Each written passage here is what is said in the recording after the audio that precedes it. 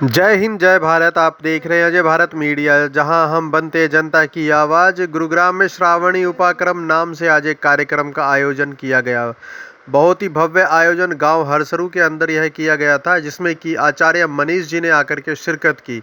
आचार्य मनीष जी ने वहां अपने उद्बोधन में कहा, काफ़ी संख्या में आए हुए लोगों को बताया कि बांग्लादेश में जिस प्रकार हिंदुओं पर अत्याचार किया जा रहा है, उस प्रकार से अत्याचार न हो, उसके लिए हिंदुओं को भी शस्त्र उठाने होंगे। शास्त्र के ज्ञान के साथ साथ सभी को यहाँ पर ब्राह्मण तत्व अपनाना होगा और संस्कारों के साथ साथ शस्त्र और शास्त्र दोनों की शिक्षा अपने बच्चों को देनी होगी, जिससे कि बांग्लादेश जैसी स्थिति हमारे भारतवर्ष में ना होने पाए।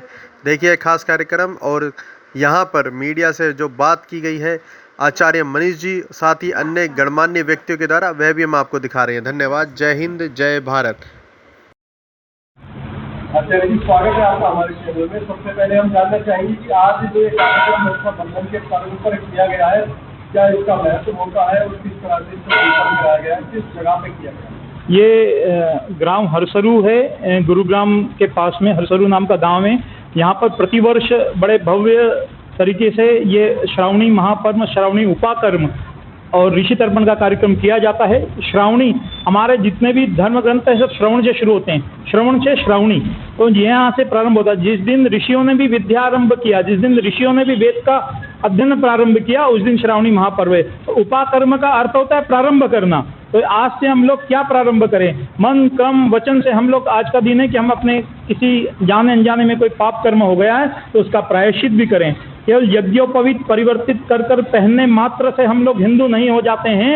हमें हिंदू संस्कारों से होना है, हमें ब्राह्मण संस्कारों से होना है, हमें द्विज संस्कारों से होना है कि जन्म जायते शूद्र और संस्कार जायते द्विज।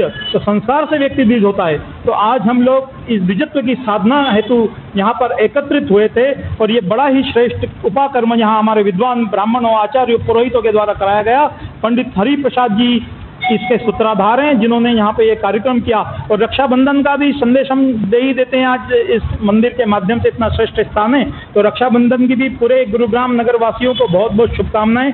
रक्षाबंधन का अर्थ केवल मात्र ये नहीं कि मैं अपनी बहन से राखी बंधवाऊं, मैं उसके प्रति रक्षा का वो दायित्व भी निभाऊं, राष्ट्र रक्षा का भी दायित्व निभाऊं, और मेरी बहन नहीं, मेरे पड़ोस की भी बहन की मैं रक्षा कर पाऊं।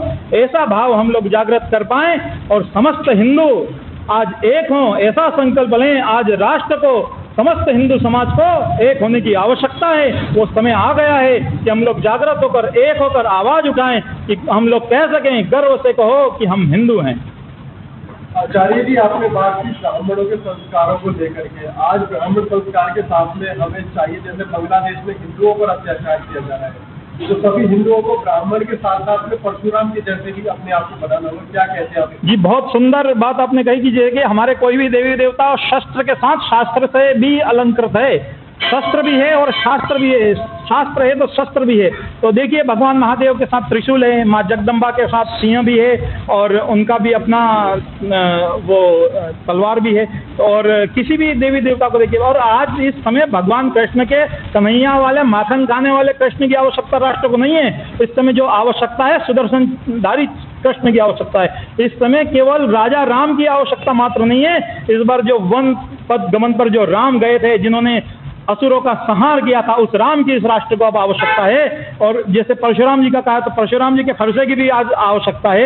हम लोग केवल मात्र सोए हुए शस्त्रों की पूजा ना करें, शस्त्रों का उपयोग करना, उन्हें चलाना भी जाने कि कैसे आप आत्मरक्षा के लिए। भारतीय संस्कृति ने अहिंसा परमो धर्म मात्र नहीं कहा है। भारतीय संस्कृति ने यह कहा कि आत्मरक्षा के लिए यदि हमें कुछ अपने किसी शस्त्र उठाने की आवश्यकता पड़ती है तो उससे भी नहीं चुकना है। हम लोग तो राष्ट्र की सेवा के लिए तत्पर हैं और जब समय आएगा तो अपने प्राणों की आहुति भी देंगे। चौहान, गांव हरसरू से। हमारे गांव में जहां हम खड़े हैं, ये मंदिर 1200 ईस्वी पुराना है। जब से हमारा गांव बसा है तभी से हमारे पूर्वज बताते आ रहे हैं कि यहाँ शिवलिंग की पुनः स्थापना, धरती से जो उद्गम हुआ है शिव जी का, वो है।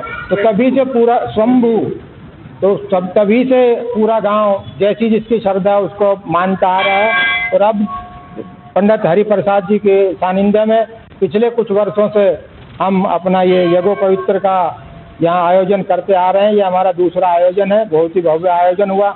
अपने आसपास के आचार्य जो अपने यहाँ रह रहे हैं वो भी हमारे संपर्क में हैं। हम उनको भी आमंत्रित करते हैं इस कार्यक्रम के लिए। और जैसा अभी आचार्य जी ने कहा कि आज जो देश की स्थिति है, जब भीष्म पितामह जी अपनी प्राण संज्ञा पे थे तो कृष्ण जी वहाँ उनसे मिलने आए, तो उन्होंने पहचान लिया कि कृष्ण जी आए हैं। तब कृष्ण सुदामा को भीष्म पितामह जी ने उनसे प्रश्न किया कि इस महाभारत में क्या क्या हुआ और कैसे हुआ, और आप तो सब जग जाहिर हैं वो भगवान का रूप थे। तो उन्होंने जब कहा था कि भीष्म पिताजी ने कहा कि भाई दुर्योधन की जंगा तोड़ी गई, भीम उसका वध किया गया, ये दुशासन का और ये सब उन्होंने कहा, तो उन्होंने कृष्ण जी ने उस टाइम एक शब्द कहा था कि जब मर्यादा पुरुषोत्तम राम लंका की पे चढ़ाई की थी तो जिस पे जो चढ़ाई कर रहे थे, तो वो जो जिन पे हम चढ़ाई कर रहे थे वो भी एक विद्वान ब्राह्मण थे, तो उनके लिए पूरा जो नियम और सब मान्य थे। लेकिन आज जो अपने देश में स्थिति है वो स्थिति ऐसी है कि जो हमें अब कृष्ण वाला रूप धारण करना पड़ेगा पब्लिक को, सुदाम चक्र वाला उधारने की आदत है। क्योंकि अब जो हमारे सामने जो हमारा शत्रु है वो भी उसी प्रकार का है, ना तो उसमें कोई गुण है, ना कोई सद्भावना है, ना उसमें कोई भगवान के प्रति प्रेम है। वो अपना ही सोच रहा है बस कि मैं ही संसार का वो शासन करूं। तो इसलिए सभी, मैं तो कहता हूँ हिंदू नहीं, जो धरा पे जो भी जीव जंतु हैं और जो भी प्राणी हैं वो सब उनको पहचाने और उनके प्रति अपना आक्रोश और प्रतिरोध प्रस्तुत करें। जब तक क्रिया की प्रतिक्रिया नहीं होगी तो दूसरे को ये पता नहीं चलेगा सामने वाला कितना बलवान है। मेरा नाम संतोष कुमार मिश्र, मैं यूपी कानपुर का निवासी गुरुग्राम सेक्टर 10A 2011 से निवास कर रहा हूँ। सेवानिवृत्ति के बाद आज के पर्व पर मैं केवल एक ही बात कहना चाहता हूँ। गो प्रेमी राजेंद्र दास जी महाराज जी का एक कहना है कि इन विषम परिस्थितियों में जब हिंदू धर्म पर इतना संकट छाया हुआ है तो हिंदुओं का एक मात्र अनिवार्य और प्रथम कर्तव्य है कि वो हिंदुत्व को अपना लें। पहले गणवेश को धारण करें, फिर गुणवेश को धारण करें। गणवेश को धारण करते ही गुणवेश अपने आप स्वयं आने लगता है। एक तिलक लगाने वाला बार बार ये सोचेगा कि मेरे से कोई ऐसा काम ना हो जिससे मेरा तिलक बर्बाद हो। एक धोती पहनने वाला, एक चोटी रखने वाला चोटी के उच्चतम गुणों को अपने जीवन में उतारेगा। कोई भी निकृष्ट काम करने से वो हिचकिचाएगा। जय श्री कृष्ण। कंवरपाल सिंह चौहान ग्राम हरसू से हूँ और हमारा जो प्रोग्राम इसी तरपनी का चला है ये पिछले 2 साल से लगातार चलता हुआ आ रहा है। और आज हमारे मंदिर में बड़े अच्छे तरीके से प्रोग्राम मनाया गया। ऋषि तर्पणी ये त्यौहार हम पूरे जिंदगी भर अपने जीवन यापन करने के लिए कुछ न कुछ कर्म करते हैं। कर्म से, वाणी से, दृष्टि से कुछ न कुछ पाप हमसे जाने अनजाने हो जाता है। तो ये दिन हमारा उसका प्रायश्चित करने का दिन है। इस दिन हम अपने उसको प्रायश्चित करके उसका पुण्य पा सकते हैं। और इसका जो रक्षाबंधन का जो त्यौहार है ये युधिष्ठिर से पूछा था भगवान के कृष्ण से पूछा युधिष्ठिर ने कि भगवान रक्षाबंधन क्या है। तो जब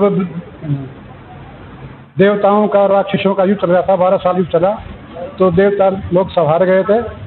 और उस टाइम इंद्र भगवान क्वेश्चन कर रहे हैं कि भगवान मैं क्या करूं, कहाँ जाऊं, कहाँ मरूं, मेरा सब कुछ छीन लिया है, इंद्रासन मेरा सब चला गया है, तो मैं क्या करूँ, तो मैं युद्ध करूँ। तब गुरु बृहस्पति ने कहा था, बोला जिसका देश छूट जाए वो कुछ भी कर्म करेगा तो उससे जो है विकारी होता है।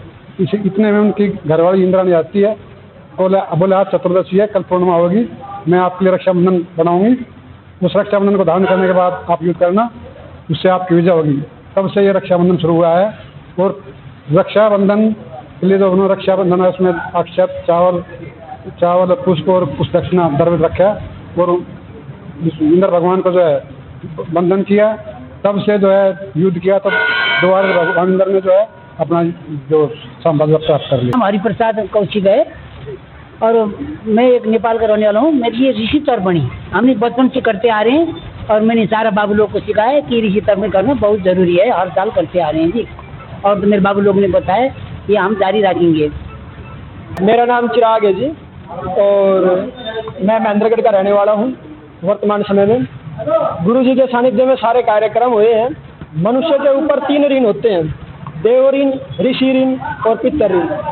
केवल एक ऋषि तर्पण के द्वारा, श्रावणी उपाक्रम में ऋषि तर्पण के द्वारा जैसे एक जड़ को पानी देने से सारी शाखाएं अपने आप पुलकित हो जाती है, समाज को भी कल्याण करती है और हारे थाए के मनुष्य, जो मनुष्य टूट चुका है, उसको भी वह आनंद की अनुभूति देती है। तो इस ऋषि तर्पण के द्वारा हम ऐसा कार्य करते हैं कि इस ऋषि तर्पण की जड़ में जल देकर के, तर्पण कर करके अपने पितरों को भी प्रसन्न करते हैं और समाज को भी कल्याण की अनुभूति करते हैं। उनकी रक्षा करें, इस मातृभूमि की रक्षा करें। ये भारत माता एक भारत भूमि का टुकड़ा नहीं है मात्र, ये जीता जागता राष्ट्र है, ऐसा हमने हमारे पूर्वजों से सुना है। तो इस राष्ट्र पुरुष को हम पूरा यहाँ पे रक्षा करने के लिए संकल्पित हों। रक्षाबंधन का त्योहार शुभ संकल्प का है, जैसा अभी हमारे विप्रजन की इतनी अच्छी पूजा कर रही पंडित जी महाराज हैं, आचार्य जी हैं, उन्होंने कहा तन में मन शिव संकल्प मस्तु।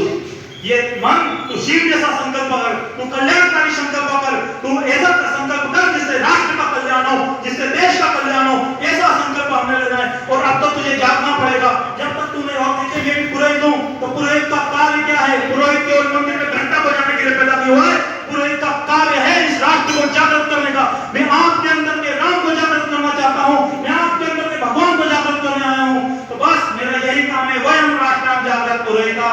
भारत माता की जय। एक बार मेरे साथ जोर